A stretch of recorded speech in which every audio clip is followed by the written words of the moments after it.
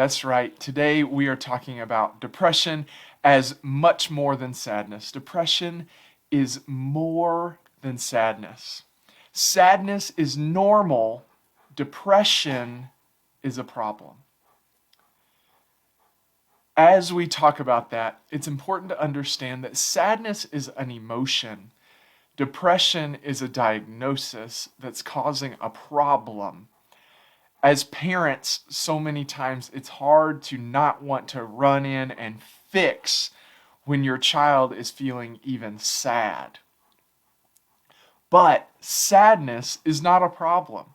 Sadness is an emotion that is completely normal, completely acceptable, completely manageable, and as a matter of fact, and you'll learn in the next season of Mister Stu TV, that sadness serves a really great purpose as well. It can help you understand what it is you care about and can show others the different things that you care about, whereas depression causes problems. Depression is more than sadness. Sadness is normal. Depression is a problem. And that's important to keep in mind because when children come into my office, so many times their parent will say they've been feeling very sad lately. And while that can be a sign of deeper things going on, sadness is not a behavior or an emotion that I treat as a therapist, but depression is something that I would treat as a therapist. Depression is more than sadness. Sadness is normal. Depression is a problem. Let's just talk quickly about what depression really is. I've told you what it is not. It is not just sadness.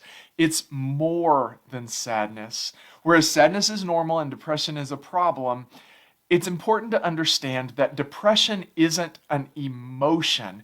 Now, again, you can feel depressed, but depression, the diagnosis of depression, is about more than sadness. It's about the brain being depressed.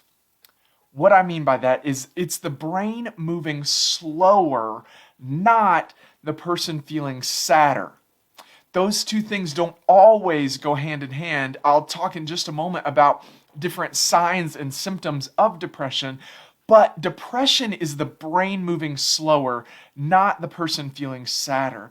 You can feel more sad because of the things that you're missing out on, but sadness in and of itself is not the problem. Sadness would be a symptom of depression, but not the overall disorder of depression. It's not as if the only thing that people with depression are feeling is sadness. They are feeling so many more things because their brain is not firing as fast as it's supposed to. Their brain is depressed. Their brain is quickly overwhelmed by different things. And that is the problem. That's the thing that needs to be undone.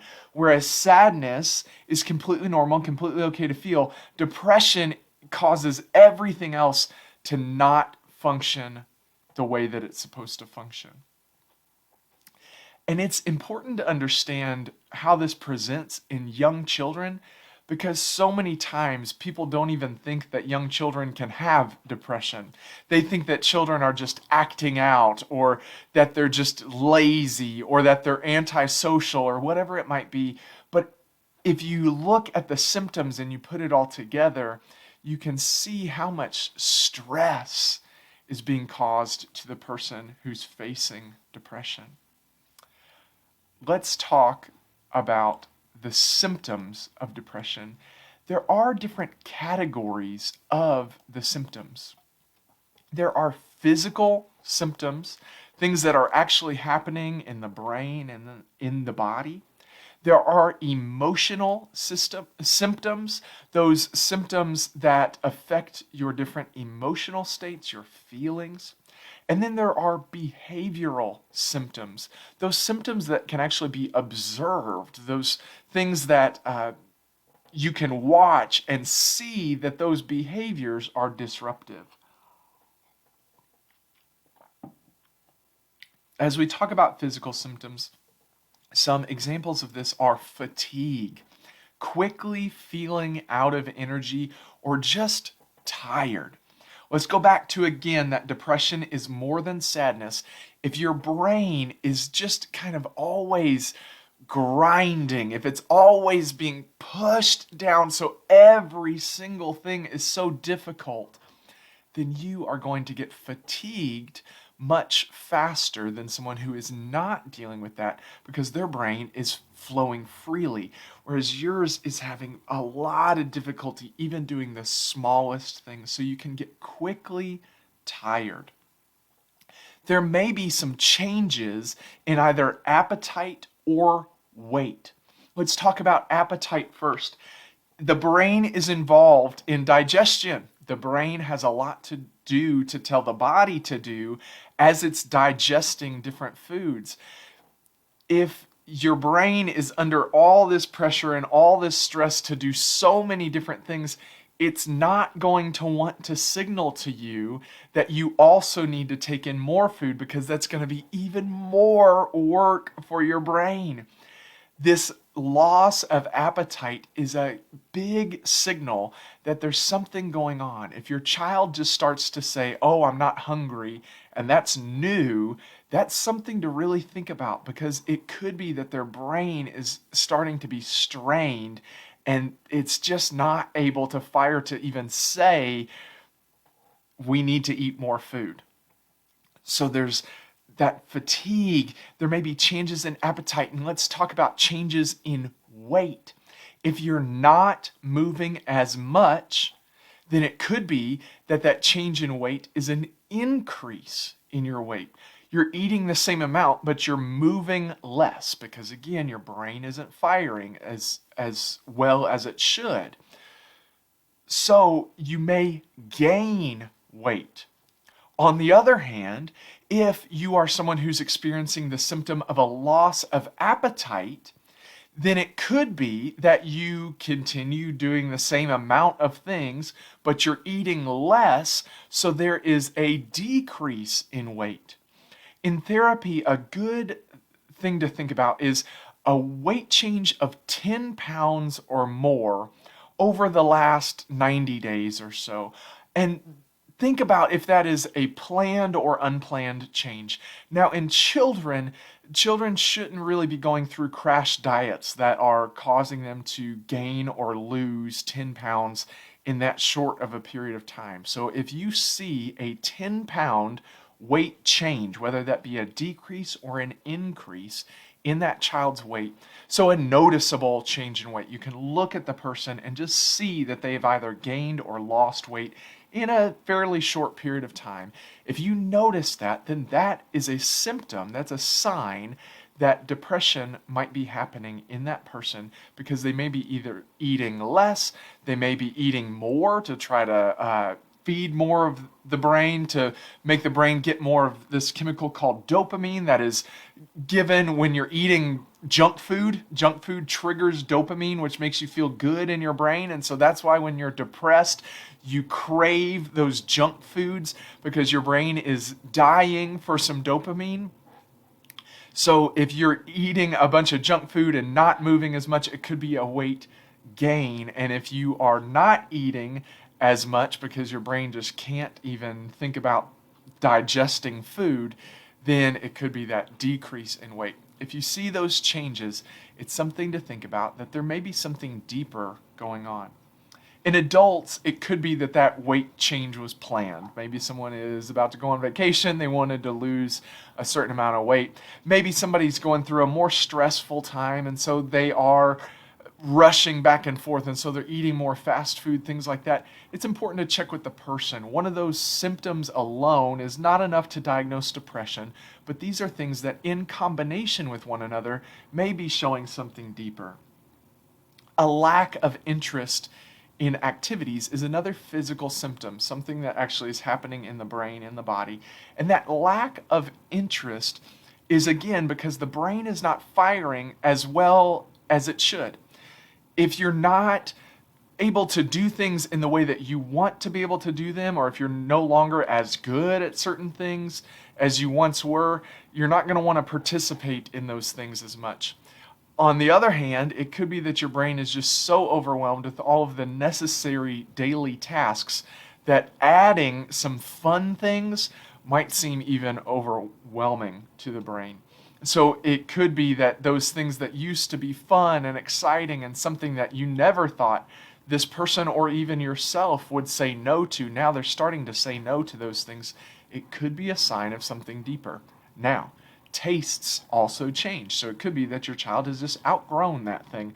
If they are still participating in things that they find fun, then it's nothing to worry about or think about. But if it's something where they're not able to find anything that's fun anymore, and not just that boredom phrase of, oh, that's not fun, but really you can tell that this child is not really gaining any joy or excitement from many things, then that could be a sign of something deeper, that their brain is not firing well enough, that their brain is depressed, and so they're not able to participate in things because their brain is just getting quickly overwhelmed. Those are some of the physical symptoms of depression. Let's talk a little bit about emotional symptoms, those things that are in your feelings. It could be that the person experiences a low self-esteem or low self-worth. That, again, comes from the brain being under that pressure, being depressed, and not firing as well as it should. The person's going to think, oh, well, I can't do things how I used to, or I can't do things as well as this other person. That comparison can then diminish self-esteem, diminish self-worth, and then it's a perpetuating cycle. So the person will start to feel like they're no good, then they'll start to do fewer things, and then they'll start to feel bad about that, and then they'll start to feel worse, and that emotion can spiral and spiral. Feelings of guilt or feelings of despair. Sometimes in depression, the brain can do some strange things. And sometimes those feelings of guilt can come on because the brain is just trying to make sense of why it's feeling so bad, why it's not feeling like it can keep going. And so sometimes it will start to blame itself. It will start to blame you for different things that are going on because you are something that you can control. So rather than just bad things happening, you may start to blame yourself because your brain will say, well, maybe there's something I can do. The problem with that is that if you believe that it's about you and it's not about you, and then you go and try to change yourself and that doesn't work, then you're just going to start to believe that you're a bad person causing all of these bad things and you're going to feel guilty. Then some of those physical symptoms will pick up, and now depression is in a spiral again. Do you see how this is so much more than sadness? Irritability is an emotional symptom of depression. Many times parents will come into my therapy office and they will tell me they're just so angry, I don't know what's wrong. They just go off on me on the smallest thing, or I ask them how their day was and they just start to yell and tell me that they don't want to talk. That irritability is a symptom of depression. That irritability comes on because the brain is already feeling overwhelmed. It already has that grind going on that's not allowing it to function in the way that it's supposed to function. And so any extra thing, even if that thing seems positive, even if it's, hey, do you want to go out to eat? And the person's like, no, I don't want to go out to eat. That doesn't seem to make any sense. Why are they so irritable? Well, if you're laying there and even just laying there is overwhelming because your brain is on that grind, then if somebody asks you to do another thing, then you become overwhelmed. That overwhelming feeling often comes out as anger. That's where the irritability comes from. In children, this can come in the form of not wanting to talk anymore. It could come in the form of arguments that seem silly, all types of different things where the brain is just saying, okay, I don't want to do anything. No, I'm already overwhelmed. Get out of here. And that can create that irritable sense in people. And then finally, there are those behavioral symptoms. Some of the behavioral things that you might notice are a withdrawal from friends and family. This goes along with that physical symptom of no longer being interested in things that the person was once interested in. It could be that there were people in this person's life that they really enjoyed being around, and now all of a sudden they've just kind of drawn into themselves and they're not wanting to be around people as much. This is not being introverted, this is a change. And when we talk about symptoms in children or symptoms in anyone really, it's important to notice changes. If this person has always been fairly introverted and they've seemed to be fairly okay with that and everything is going fine, then that's not a symptom of depression. But if the person all of a sudden decides that they don't want to hang out with people anymore, it could be that their brain is feeling overwhelmed, and so they withdraw from friends and family, because those friends and family, even though they can be fun, even though they can be great, if your brain is already under pressure, already under stress, already feeling like it can't handle what it's already having to do, then adding friends and family and different activities can be so difficult. Again, notice the changes. Try to look for changes in the people, in the person. And if this is new, then it could be a sign of something deeper. Difficulty concentrating.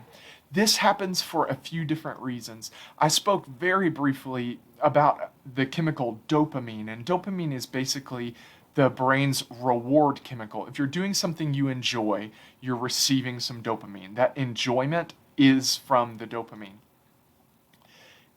Now, concentration has a lot to do with that dopamine.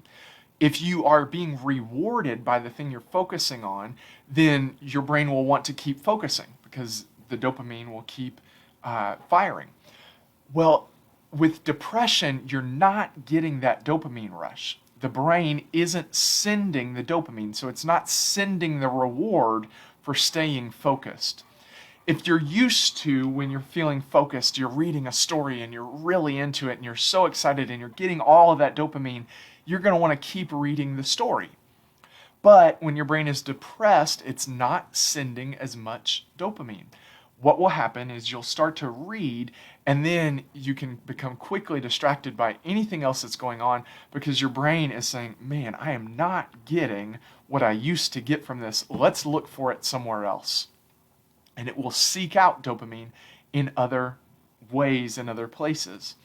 That's where that difficulty concentrating can come from.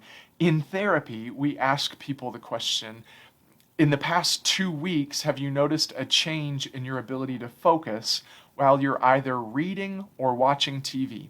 And again, this is about a change. If the person has never enjoyed reading, then it's not a sign of depression that they don't enjoy reading. But if the person used to love reading and now it seems like they're having trouble focusing on their reading, then that could be a sign of something deeper. Same with watching TV. Some people just don't like to watch TV. Some people use television as a background noise. If it's that, then that's likely not a symptom of depression. But if they used to love watching TV, they used to always be on their shows, and now they're not doing that as much, it could be a sign of something deeper because their brain isn't able to focus as well because it's not getting that dopamine reward. It's not being rewarded for the good behavior of staying focused. So it can have some difficulties with that concentration. And difficulty sleeping, some of that restlessness. Again, if you haven't been moving around as much throughout the day, it could be that at nighttime you just have more energy. It could also be through spiraling thoughts that it's difficult to fall asleep. And then if your brain is feeling already depleted, then sometimes what can happen is your brain is seeking that dopamine rush at nighttime when it should be trying to go to bed because the brain is saying, well, we didn't get anything today, and it will keep you up. There are some of the symptoms, physical, emotional, and behavioral, of depression. Next, let's talk about where depression comes from. it's not that it's anyone's fault that someone is depressed, but there are some factors that can lead to depression or lead to more prevalent rate of depression, raise the likelihood of depression. One are the genetic factors. Depression is a biological diagnosis, a biological disorder. There we go. A biological disorder. So it can be passed from parent to child. If a parent has depression or has suffered from depression in the past, then it is likely that the child can carry some factors that will make it more likely for them to also have depression at some point. Children are more likely to develop depression if a family member has had it in the past. That's the basic way to explain some of those genetic factors. It's a lot of different things that kind of come together to make that happen. It's not as if there's one thing that it's passed down and now you have depression. But there is a terminology called biological predisposition. What that means is that the person is predisposed, they are more likely to have this disorder. In this case, it would be depression. So they're disposed, they are more likely to develop depression, but it's in there, but it needs something to trigger it. That's that biological predisposition. It's there, but it's dormant until something happens. That's where the stressful life events come in. Stressful life events are another cause of depression in young children, or another factor towards depression in young children. The way to understand this is that children who have experienced traumatic events or stress can develop depression as a result. If your brain was under a lot of stress before it was ready to handle that stress, it's almost as if the brain kind of blows a gasket where there was too much stress and now the brain just says, oh, I can't get going again. And that's where therapy can come in and really help alleviate some of that stress, some of that pressure on the brain.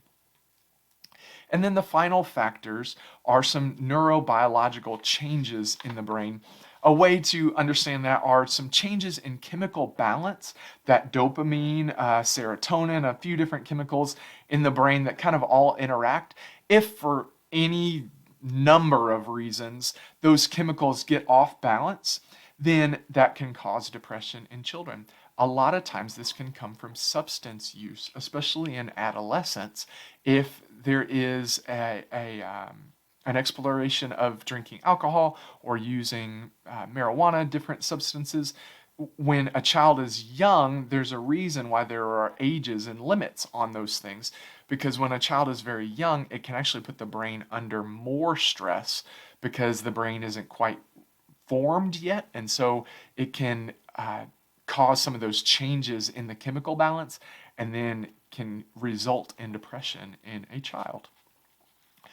Now that we've talked about what depression is, some of the signs and symptoms that you can look for, let's talk a little bit about the myths, some of the myths that I face often when I'm doing therapy with people who are either suffering from depression themselves or living with or helping a loved one who is dealing with depression. Myth number one is that depression is only temporary and resolves itself without treatment. This is the pull yourself up by your bootstraps myth. This is the big boys, big girls don't cry myth. This is one of those time heals all wounds myths. Depression is only temporary and resolves itself without treatment. The truth is that depression can be a very serious medical condition, mental health condition, and needs to be treated. This is why, again, it's important to understand that depression is more than sadness. Sadness is normal, depression is a problem. Sadness is only temporary. Feelings come and go all the time. And that's part of what therapy is for, is understanding that even those difficult times are going to pass. Depression, on the other hand, is an actual disorder, And without treatment, it's very unlikely that that disorder will resolve itself. Myth number 2, children are too young to feel depressed. Now, let's talk about that feeling of depression versus the diagnosis of depression. Both would be false here. Children are not too young to feel depressed, and children are not too young to develop depression. Again, understand that that depression or that depressed feeling is about not feeling like you can do anything. It's just that feeling constantly, and it's about stress on the brain. It's about genetic factors. It's about chemicals. It's not necessarily only about stressful life events. On the other hand, there are children who are going through so many stressful things that are putting their brains under such stress, such pressure, that they are not yet developed enough to be able to withstand that. And so we are seeing rises in the cases of clinical depression in children because children are under so much stress and pressure that it's really causing their brains to kind of blow that gasket where it doesn't feel like they can take anymore. So children are not too young to feel depressed, and they are not too young to develop depression. Myth number 3, all depressed children act and feel the same ways. All depressed children act and feel the same ways. This is not true. Every child with depression experiences different symptoms. Some show that more lethargic, sad, not wanting to be involved in things kind of behaviors. Other children go to seemingly the opposite and seem to fight more often and argue more often, and it seems like they've got more energy. Depression can present itself in all kinds of different ways. So if you have dealt with depression yourself, don't assume that your child will experience depression the same way that you have. It could be a vastly different experience because it's much more about chemicals in the brain and how all those things are interacting. So no, not all children with depression act the same ways. And the final myth, myth number 4, is that parents can, quote, fix a child's depression on their own. We talked a little bit about this one with myth number 1, that depression is only temporary and resolves itself without treatment. The same is true in this case. Parents can do all sorts of things to support a child who is going with depression, but it's very unlikely that without some professional help at times, that parents are just going to be able to heal, quote unquote, heal the depression in their child. It's going to take more than that. Let's talk a little bit about some coping mechanisms and some different things that you can do if you are loving someone who is dealing with depression. First, it's important to look out for those signs and symptoms of depression, to be looking for the changes in weight, the changes in behaviors, either the increased aggression or a decrease in wanting to participate, a decrease in wanting to interact. Look for those things. That is really one of the best ways that you can support your child, is if you notice those things, is to then seek and get them some help for those things. So identifying those signs and symptoms, that's step 1, is to understand that what you're dealing with is depression. It's not just sadness. Sadness is normal. Depression is a problem. It's also important to have open communication with children, especially if you feel like they're going through depression. That open communication can be difficult, especially if the child is becoming more irritable and they're saying things like, I don't want to talk, different things like that. It's not about sitting down and interrogating your child, but it can be about having just an open conversation. Hey, I noticed that Rosie isn't around as much. What happened with you two? And if it's, oh, Mom, I don't want to talk about it. We just had a fight. Okay, now you know that it's likely not depression. There's just something going on. But if they say, I just don't feel like being around people. Okay, now you know there might be something else going on. So, having that open communication to talk about the changes. Hey, I noticed you've been losing some weight. Maybe this is an adult and you're talking with them. Hey, I noticed you've been losing some weight. If the person says, oh my gosh, yeah, I just haven't been able to eat. Okay, maybe this is something that there's something deeper. If they say, on the other hand, yeah, I'm going on vacation in a month or so, and I'm really wanting to look good in my swimsuit, then that's different. It's likely not depression. So having that open communication can answer a lot of questions. Then again, back to some of those myths, it's very unlikely that depression, not just a feeling of sadness, but depression, clinical depression, can just resolve itself without professional help, without professional treatment.